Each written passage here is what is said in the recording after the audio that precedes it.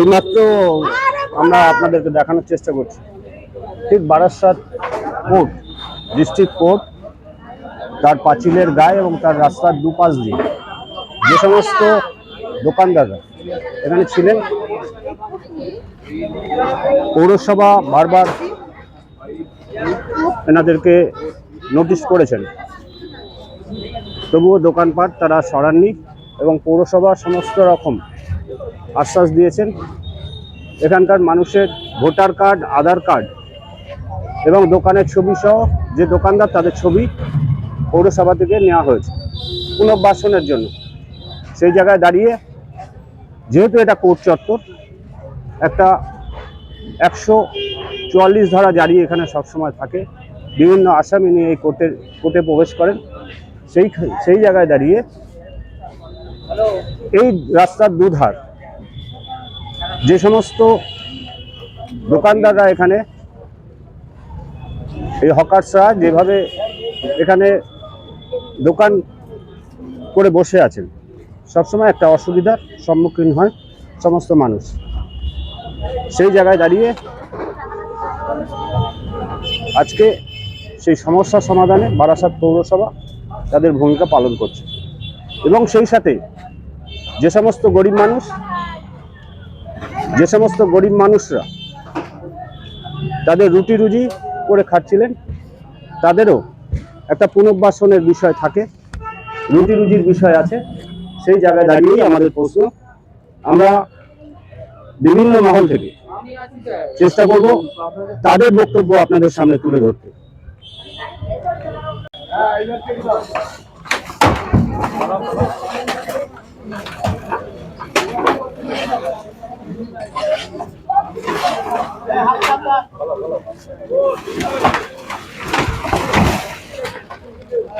দোকান কি আপনার?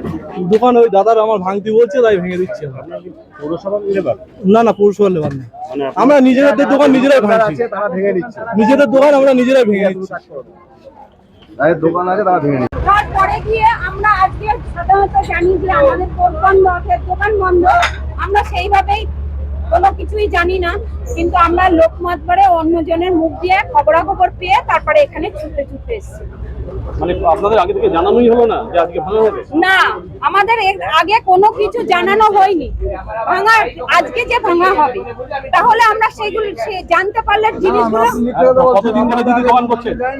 আগে যখন নোটিশ দিয়েছে, না আমি তো আপনাদের নোটিশ দিয়েছে 7 দিন আগে, 15 দিন আগে মিথ্যা কথা বলে তোমার রং করেছে। না, নোটিশ দেওয়া হয়েছে। হ্যাঁ, নোটিশ দিয়েছে, তারপরে বলেছে নোটিশ দেওয়া বলবেন না। নোটিশ দিয়েছে আবার 7 দিন পর কি নোটিশ দিয়েছে আপনাদের? নোটিশ কারা দিয়েছিল?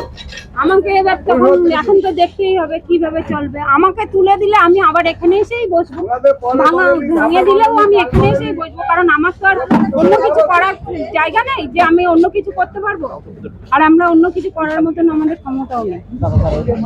আমরা এই দোকানদারি করেই সংসার চলে আমাদের। হ্যাঁ, কিন্তু আমরা এরপরে অন্য কিছু কাজ বাজ করতে যেতে পারবো যে কোথাও, সেটা তো করতে পারবো না। আমরা কি পারবো কারো বাড়িতে গিয়ে আয়ার কাজ করতে, লোক বা বাসন মাজতে? পারবো না, কারণ আমরা তো সেরকম ভাবে চলতেই পারি না।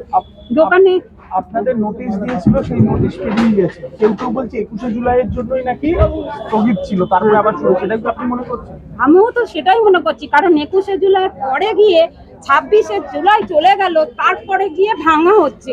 তার আগে কিছু জানানো হয়নি, কিংবা আমাদের সবকিছু ডকুমেন্টস নিয়ে যাওয়ার পরে তারপরে গিয়ে ভাঙা হচ্ছে। তাহলে ডকুমেন্টস গুলো নেওয়ার মানেটা কি? আমাদের যদি ডকুমেন্টস গুলো না নিয়ে যদি ভাঙতে আসতো, তাহলে ভাবতাম যে না, আমাদের ডকুমেন্টস নেয়নি বা আমরা কিছু জানি না, তার ডকুমেন্টস নেওয়া হয়নি বলেই সেই জন্য হয়তো ভাঙছে। কিন্তু ডকুমেন্টস জমা নিয়েছে, সবকিছু নেওয়ার পরেও ভাঙছে।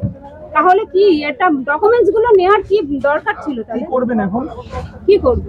এখন কিছুই করার নেই, এখানেই আবার আসবো, ভেঙে দিলে এখানেই বসে থাকবো, এখানেই এসে আবার দোকান পাতবো। কত বছর আছেন এখানে? আমি 25 বছর আছি। কিসের দোকান আপনার? আমার সবকিছু, চা, বিস্কুট, ঘুগনি, রুটি, সবকিছু। দিদি আপনার নামটা একটু বলুন। রূপা মজুমদার।